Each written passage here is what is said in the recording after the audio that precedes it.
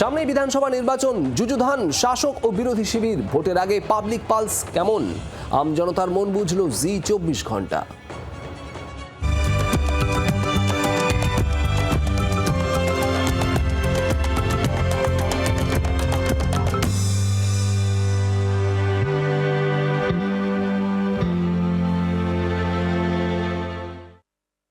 অধীর চৌধুরী বিধানসভায় দাঁড়াচ্ছে। অধীর চৌধুরী তো যোগ্য নেতা, আর একটা ভালো ক্যান্ডিডেটকে সংসদে পাঠাতে হলে তো অধীর চৌধুরীকেই পাঠাতে হয়।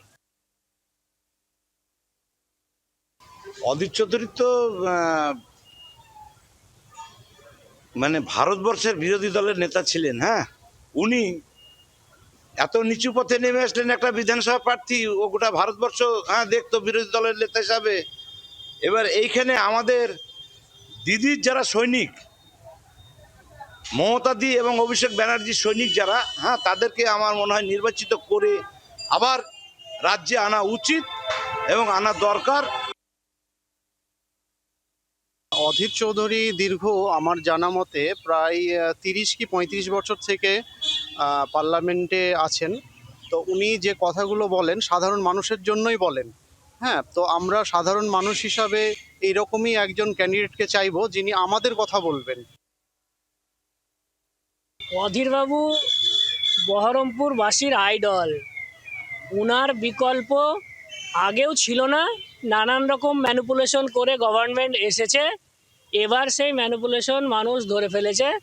এবার সঠিক জায়গায় সঠিকভাবে জাস্টিফাইড হবে এবং অধীরবাবুই পাস করবে এবং বিপুলভাবে মানে সমর্থন নিয়েই উনি পাস করে যাবে। অধীর চৌধুরী তো নিঃসন্দেহে একজন উল্লেখযোগ্য নেতা এলাকার। মানুষ তার পিছনে আছে, তার যে ভালো মন্দ কাজ, অনেক ভালো কাজ তিনি করেছেন এলাকায়, সুতরাং তার সমর্থক যথেষ্ট আছে বলে আমি মনে করি।